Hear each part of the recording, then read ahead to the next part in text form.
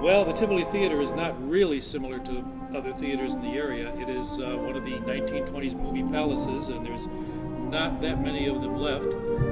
It is a historic theater in that it was only the second theater designed for talking films, so it was right at the transition between silent and talking films. It has been lovingly restored. It is the last of the large single-screen theaters in the entire Chicago area, so it really occupies a unique niche.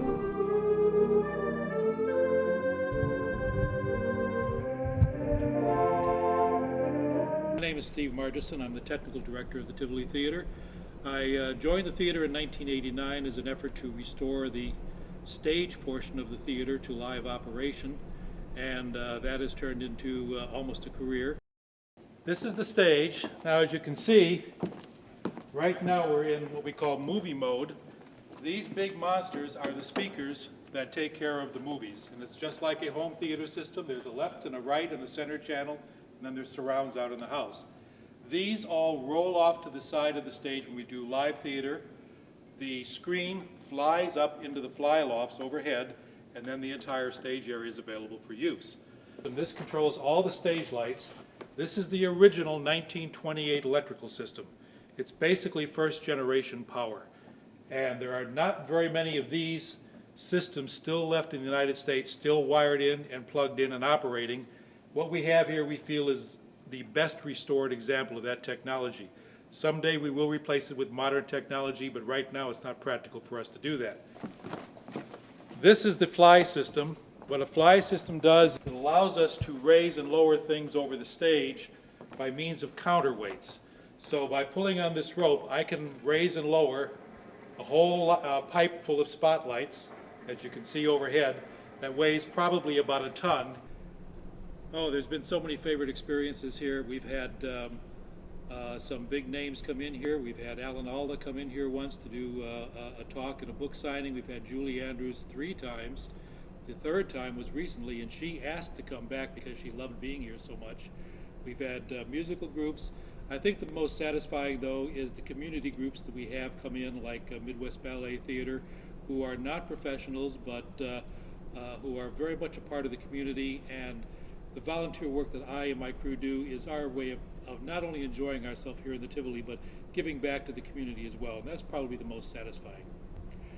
I think live performances do a marvelous job of bringing people into Downers Grove for dinners, just to see Downers Grove and to realize what we have. This theater has always been considered the jewel of the Midwest, and it certainly lives up to that name to this day. We have a lot of out-of-town people coming in, especially for community events. If they have relatives performing or something, we'll bring a lot of people in. It's excellent public relations. Honestly, the theater makes its money with movies. We don't make it with live entertainment.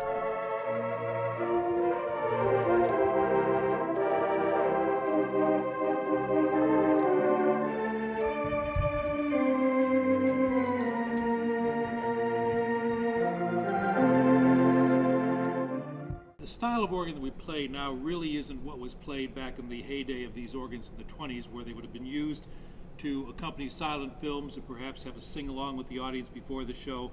The organ was actually an integral part of the entire experience. Now we play before the movies just as an entertainment for the audience and to let them hear what these grand old instruments sound like. It's really a different style of playing that's had a resurgence in the last 30 or 40 years.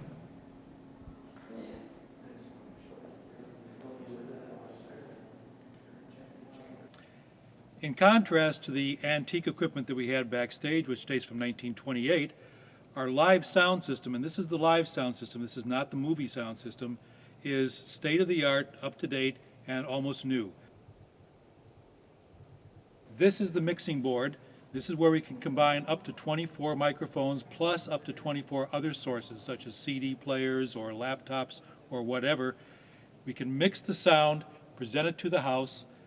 Without going into details, we have multiple sets of speakers around the house which are all synchronized to each other so that anywhere you're in the house, you're going to hear the same sound, and it's going to sound as though it's coming right from the stage. The Tivoli has always been surrounded in a little bit of mystery. There are persistent rumors of a ghost of the Tivoli. I assure you there is none, although I'm planning on becoming the first. There's persistent rumors that there have been balconies in the theater. There was never a balcony. And the most persistent rumor up until about 20 years ago was the fact that maybe there was a stage and maybe there wasn't a stage. Well, about 20 years ago, we kind of put that myth to rest by uncovering the stage and beginning to use it again.